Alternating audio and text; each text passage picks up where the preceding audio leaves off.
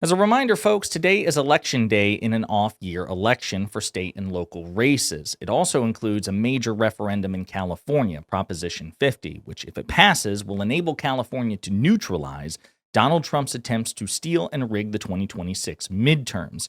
And given that the polls show that it is likely to pass with overwhelming success, not guaranteed, but likely, Donald Trump is continuing to publicly panic because he knows if this passes, it's going to be a hell of a lot harder for him to gerrymander his way into an automatic victory in 2026. And so he is lashing out. But before we unpack all that, if you end up liking this video and you want to support the channel, please be sure to hit the like, subscribe, and alert bells before you go.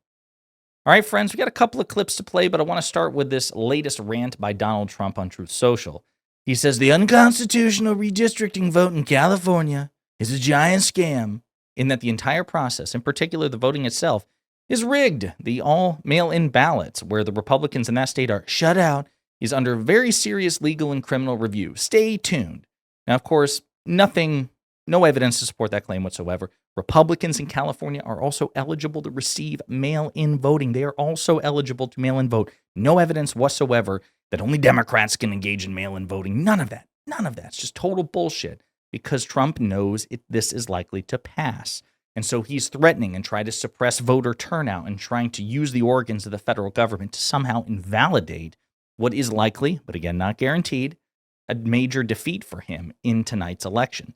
Governor Newsom of California responded, "The ramblings of an old man who knows he's about to lose." And that is indeed what it looks like. Trump Press Secretary Carolyn Leavitt was asked about this earlier today as well. But before we get to that, I also want to read what Governor Newsom's press office said in response to Trump's rant. He said by a man who just moments ago told the Americans he'd just ignore a court order, he'd ignore a court order to feed people. A totally unserious person spreading false information in a desperate attempt to cope with his failures. Well said. So that's Newsom's very viral press office account. Now, Carolyn Leavitt was asked about this at today's disastrous White House press briefing, and she gave a pretty shitty answer to try to cover for her boss's unhinged, baseless, demented rant. The president posted on Truth Social that the voting underway in California is, quote, rigged. What evidence does he have of that, and what does it mean that mail-in ballots in that state are under legal and criminal review? By whom and why? And also, in this vein, does the White House still plan to issue an executive order banning mail-in voting, and what legal authority do you have to do that? The White House is working on an executive order to strengthen our elections in this country and to ensure that there cannot be blatant fraud, as we've seen in California with their universal mail-in voting system. It's absolutely true that there's fraud in California's elections. It's just a fact. It is just a fact. They have a universal mail-in voting system, which we know is ripe for fraud. And if you want to deny that, I'm happy to provide you all of the evidence for it. I'd be glad to send that to you after this briefing. Now, of course, she has no evidence. The idea that California is uniquely fraudulent or uniquely susceptible to fraud is, again, categorically absurd. As people have pointed out, red states like Montana have universal mail-in balloting, and it went for Trump, but Trump isn't attacking them, so it sure looks like mail-in balloting is perfectly fine, perfectly fair, encouraged even, as long as it's a state that Trump won. And if he didn't win, then it's fraudulent somehow. Again, just further demonstration of Donald Trump's unparalleled, unprecedented corruption and moral inferiority.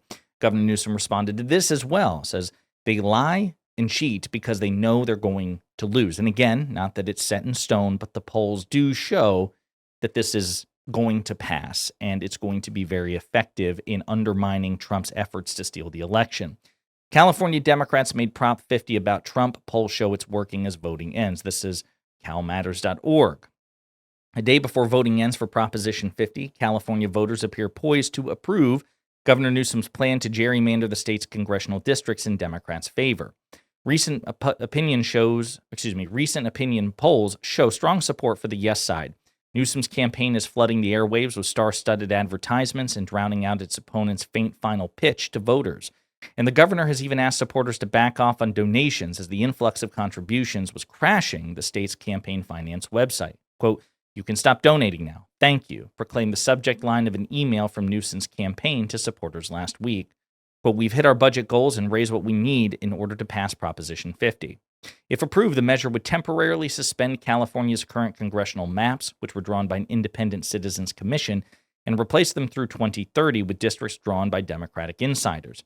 Newsom and his allies say California must counter mid-decade redistricting efforts in Republican-controlled states such as Texas, Missouri, and North Carolina in order to give Democrats a fair chance to win back the U.S. House of Representatives in next year's midterm elections.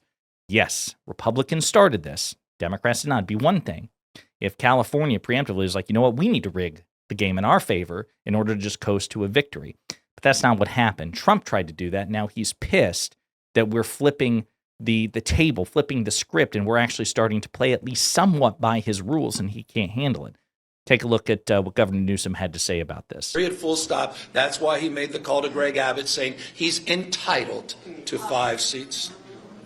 That's why he sent J.D. Vance to Indiana. That's why he moved them to make the decision they did in Missouri. That's why they moved in North Carolina. These guys are not screwing around. But I'll end on this. They did not expect California. They did not expect all of you. They thought we were going to write an op-ed, have a candlelight visual, maybe do a rally. They poked the bear, and the bear is poking back, and we're going to get out there and win and send a powerful message, not only to the people of the state of California, but to people all over the United States of America by going out in record numbers. Yes, on 50. Thank you guys very, very much. Now, again, today is election day. The results won't be in until later on this evening or perhaps early tomorrow morning. I will definitely be letting you know as soon as I find out.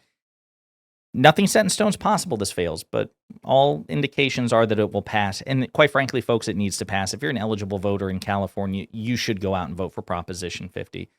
Donald Trump was the one who started this, not Gavin Newsom, not the Democrats. We are comfortable playing on even terrain, not because we're guaranteed to win on even terrain, but because it's competitive. We know we can win. It's the Republicans who have this deep-seated anxiety about playing the game of politics on even terrain. They are desperate to avoid a fair fight. And what's interesting is we actually have more faith in their ability to compete than they do.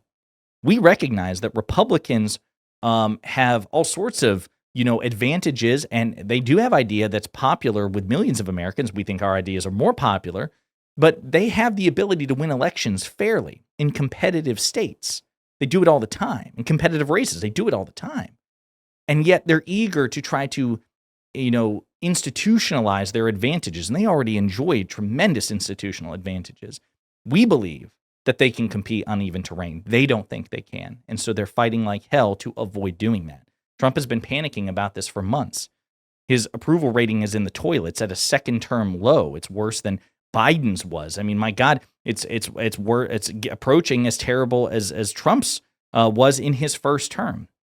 He knows, all else being equal, he loses 2026, and so he's doing everything in his power to rig the game in his favor.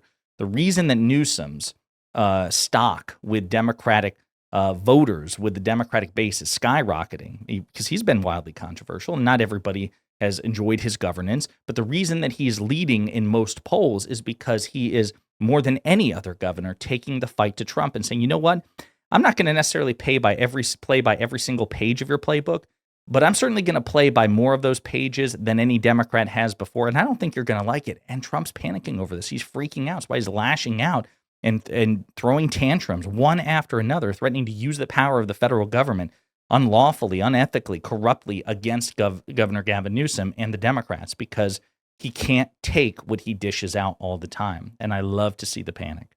In the meantime, let me know what you think in the comments.